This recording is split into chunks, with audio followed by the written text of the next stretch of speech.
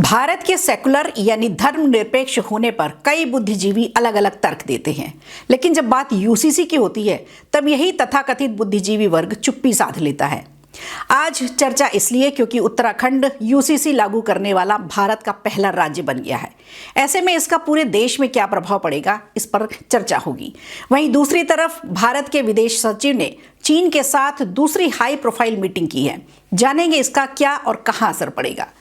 ये भी जानेंगे कि आखिर सभी अखाड़ों ने धर्म संसद के सनातन बोर्ड से क्यों किनारा कर लिया। नमस्कार, खबर प्रधान शो देख रहे हैं आप। मैं हूं संगीता श्रीवास्तव।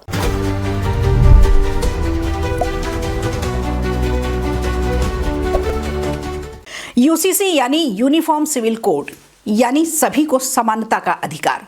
आज चर्चा इसलिए हो रही है क्योंकि उत्तराखंड में यूसीसी आज से लागू हो गया है और यूसीसी लागू करने वाला उत्तराखंड पहला राज्य बन गया है। मुख्यमंत्री आवास में सीएम पुष्कर धामी ने इसका ऐलान किया। सीएम धामी इसे लेकर बेहद उत्साहित और आश्वस्त भी लगे। उन्होंने कहा कि हमने 3 साल पहले जनता से वादा किया था, आज उसे पूरा कर दिया। कि इसी क्षण से आज उत्तराखंड में इसी क्षण से समान नागरिक संहिता पूर्ण रूप से लागू हो गई है और इसी क्षण से उत्तराखंड राज्य के समस्त नागरिकों के संवैधानिक और नागरिक अधिकार एक समान हो गए हैं और इसी क्षण से सभी धर्म की महिलाओं को समान अधिकार प्राप्त हो गए हैं। जो हम बार बार कहते थे कि देश की आधी आबादी का एक पूरा कानून है, तो ये पूरा कानून देवभूमि उत्तराखंड में लागू हो गया है। यूसीसी किसी धर्म या वर्ग के खिलाफ नहीं है। इसका उद्देश्य किसी को टारगेट करना भी नहीं है, बल्कि सभी को समान अधिकार देने की बात होती है। और 27 जनवरी का दिन, यानी 27 जनवरी के दिन को अब उत्तराखंड में समान नागरिकता दिवस के रूप में मनाया जाएगा। धामी ने कहा कि यूसीसी लागू होने से हलाला, बहुविवाह, 3 तलाक जैसी बहुप्रथाएं हैं, उन पर पूरी तरह से रोक लगेगी। इस दौरान धामी ने इसके पोर्टल का लोकार्पण भी किया। आपको बता दें, ये पोर्टल आम जनता के लिए खोल दिया गया है, लेकिन इस कानून से उत्तराखंड में क्या क्या बदलाव आएंगे, इस पर भी चर्चा करेंगे। तो आपको बता देते हैं, पति पत्नी को तलाक तभी मिल पाएगा जब दोनों के आधार और कारण एक जैसे होंगे। केवल एक पक्ष के कारण तलाक देने पर तलाक नहीं मिल सकेगा। वहीं इसके लिए लिव इन में रहने वाले लोगों का रजिस्ट्रेशन भी जरूरी होगा। उत्तराखंड में रहने वाले कपल अगर लिव इन में रह रहे हैं तो उनका रजिस्ट्रेशन कराना होगा। हालांकि ये सेल्फ डिक्लेरेशन जैसा होगा, लेकिन इस नियम से अनुसूचित जाति जनजाति के लोगों को छूट होगी क्योंकि उनकी अपनी परंपराएं हैं। यदि लिव इन रिलेशनशिप से कोई बच्चा जन्म लेता है तो उसकी जिम्मेदारी लिव इन में रहने वाले कपल की होगी। इससे राज्य में हर बच्चे को एक पहचान मिलेगी। इसके अलावा समान संपत्ति अधिकार के तहत बेटे और बेटी में कोई फर्क नहीं होगा।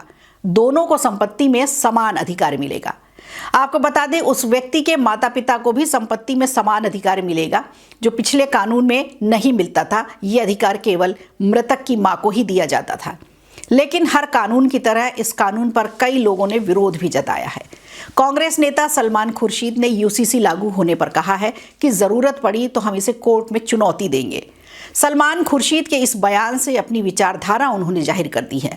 खुर्शीद ने यह साबित कर दिया है कि उनकी पार्टी यानी कांग्रेस कभी भी महिलाओं के हक की बात नहीं करती।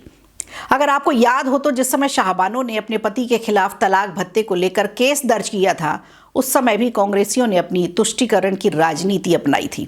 सोचिए, भारत पहला ऐसा देश है जहां विपक्षी पार्टियां समानता और जातिगत जनगणना की तो मांग करती हैं, लेकिन समानता का कानून नहीं लागू होने देती और उसका डंके की चोट पर विरोध भी करती हैं।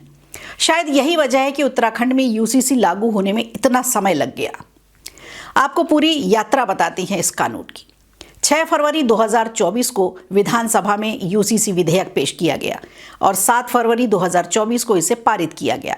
फिर आता है वो दिन, यानी 11 मार्च 2024, जब राष्ट्रपति ने यूसीसी विधेयक को मंजूरी दी और क्रियान्वयन समिति ने 18 अक्टूबर 2024 को नियमावली सरकार को सौंपी और 20 जनवरी 2025 को नियमावली को कैबिनेट की मंजूरी मिली और आज 27 जनवरी से ये नियम लागू हो गया।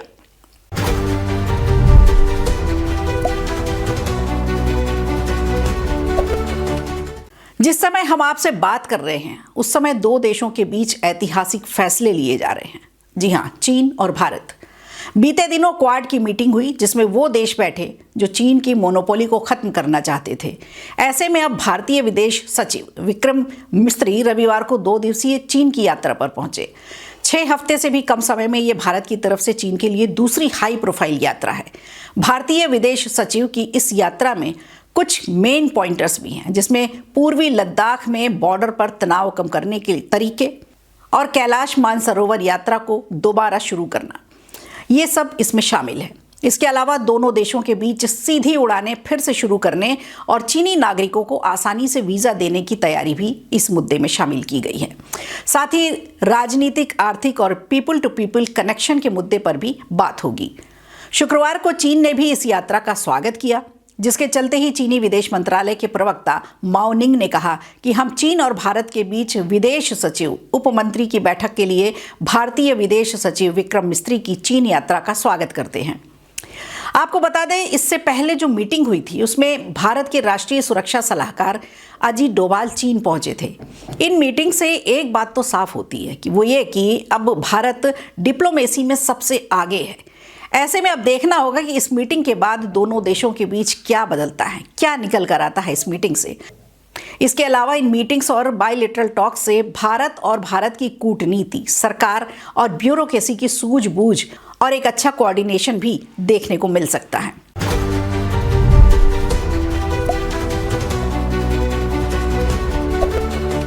महाकुंभ में सनातन बोर्ड के गठन को लेकर चर्चाएं जितनी तेज रहीं, परिणाम उतना ही धीमा निकला, क्योंकि जब तक एक नहीं होंगे तब तक निशाना तो बनते ही रहेंगे। धर्म संसद का आयोजन था, सनातन के सुरक्षित और पल्लवित करने के प्रस्ताव की योजना तैयार होनी थी, लेकिन अब इस मामले में धर्म संसद से 13 अखाड़ों ने किनारा कर लिया है।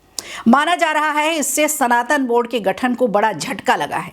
इसी धर्म संसद में ही चर्चा होनी थी कि कैसे कागजों से जमीन पर इसे उतारा जाएगा, बोर्ड कैसे काम करेगा, इसकी रूपरेखा तैयार होनी थी।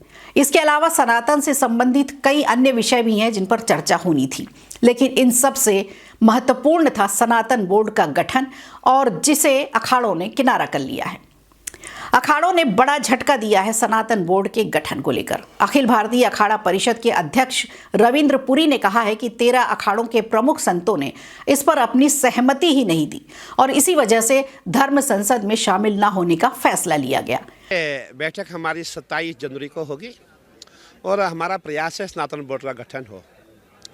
आपने देखा है महाकुंभ है और हम भी चाहते हैं कि अमृतवार आ जाएं। जितने भी हमारे संत महात्मा हैं सबका कहना है कि महाराज बहुत हो गया, अब सनातन बोर्ड भी होना चाहिए। और जितने हमारे महामंडलेश्वर है, आचार्य महामंडलेश्वर है, मठाधीश है, सभी 27 को इकट्ठे हो रही है और हम सब की बैठक होगी। धर्म संसद में जो हमारी चर्चा होगी सनातन बोर्ड के विषय में होगी और सनातन बोर्ड की चर्चा के पश्चात हम सनातन बोर्ड का गठन करेंगे, ऐसा हमारा प्रयास है। रविंद्र पुरी की अध्यक्षता में धर्म संसद होना पहले से ही तय था, लेकिन रविवार को आए इनके फैसले ने सभी को चौंका दिया है। वैसे तो धर्म संसद में सनातन बोर्ड के गठन की मांग का आह्वान कथावाचक देवकी नंदन ठाकुर ने किया था, जिसमें कई साधु संत भी शामिल थे। हालांकि महंत रविंद्र पुरी ने कहा है कि भीड़ भाड़ की वजह से अखाड़ा परिषद ने धर्म संसद से दूरी बनाई है, जबकि सुनने में आया है कि धर्म संसद बुलाए जाने को लेकर संतों में पहले से ही मतभेद था और इसी वजह से अब अखाड़ा परिषद ने सीधे तौर पर धर्म संसद से दूरी बना ली है। इस कार्यक्रम में श्री रविशंकर को भी आमंत्रित किया गया था, लेकिन वो भी शामिल नहीं हुए। आइए समझते हैं आखिर क्या है साधु संतों की मांग। साधु संत चाहते हैं मंदिर प्रबंधन पर उन्हें पूरा अधिकार मिले। सनातन बोर्ड में 13 अखाड़ों को अहम जिम्मा दिया जाए। इसमें 200 प्रमुख मंदिर शामिल होंगे।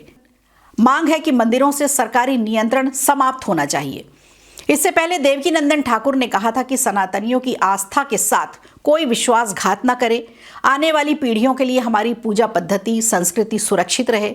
हमको लगता है कि सनातन बोर्ड के माध्यम से सभी संत महात्मा, धर्माचार्य, कथाकार, शंकराचार्य, आचार्य, अखाड़ा परिषद, जितने भी संत महात्मा, इवन हर सनातनी ये चाहता है कि हमारे सनातन की भी सुरक्षा होनी चाहिए। उन्होंने इस धर्म संसद को लेकर सोशल मीडिया प्लेटफॉर्म एक्स पर पोस्ट में लिखा, प्राणों की आहुति देकर भी हम सनातन पर आंच नहीं आने देंगे।